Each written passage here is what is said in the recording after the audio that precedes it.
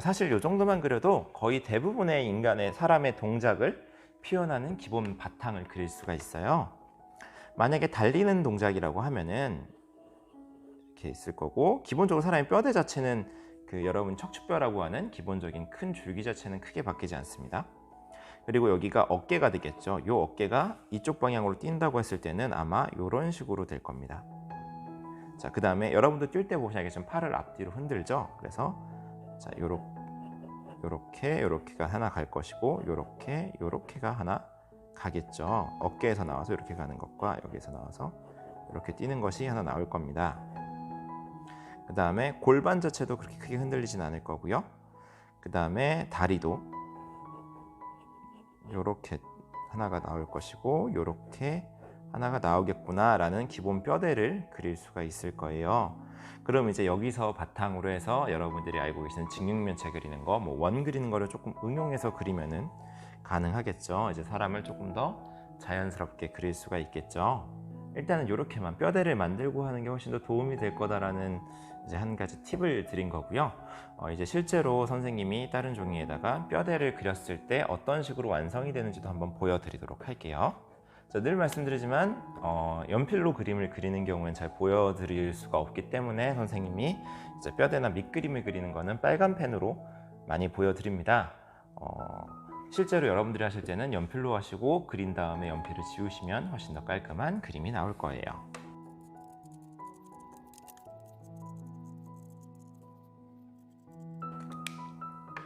자, 이렇게 세 가지 정도의 뼈대를 그려봤는데요. 여기다가 이제 살을 붙여서 이제 실제로 사람을 이렇게 완성시키는구나라는 기본적인 과정을 보여드리려고 합니다. 첫 번째 거는 이제 서 있는 장면이고, 두 번째 거는 아까 잠깐 보여드렸던 뛰는 장면이고요.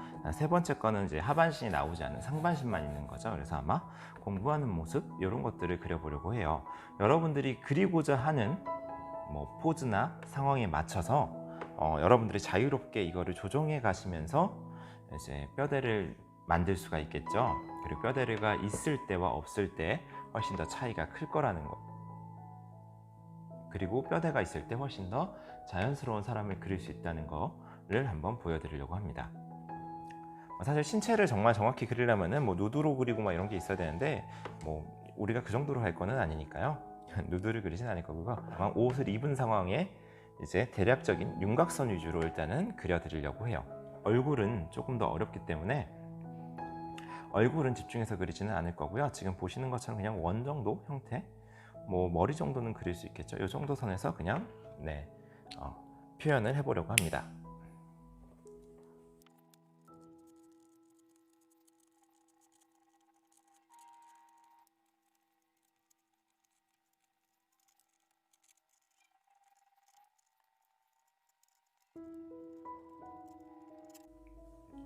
자, 대충 이 정도 이제 그림을 그려봤는데요.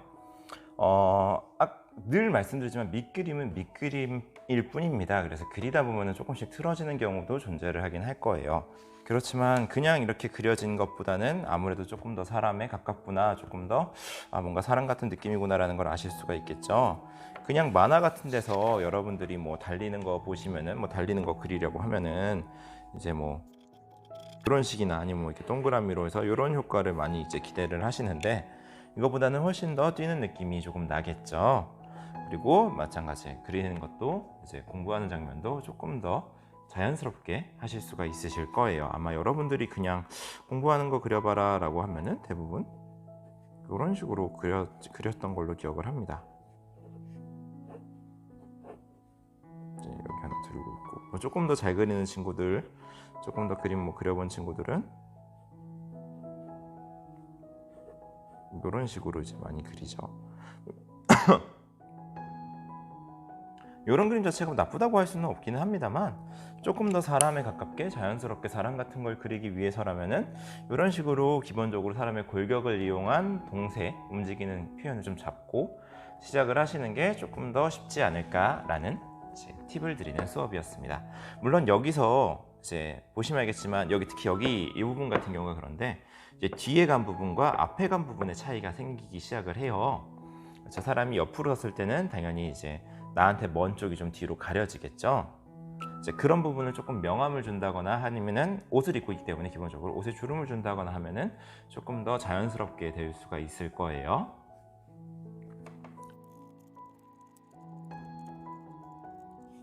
대충 요 정도만 옷에 주름만 줘도 지금 아마 이 빨간색 밑그림 때문에 잘 안 보이실 수도 있는데 이 정도의 밑그림만 줘도 조금 더 자연스럽게 표현이 되지 않을까 싶습니다.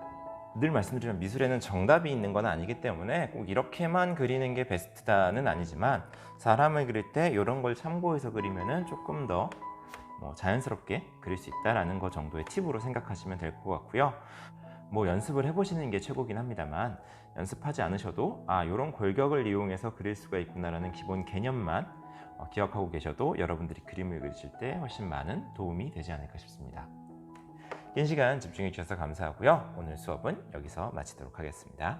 수고 많으셨습니다.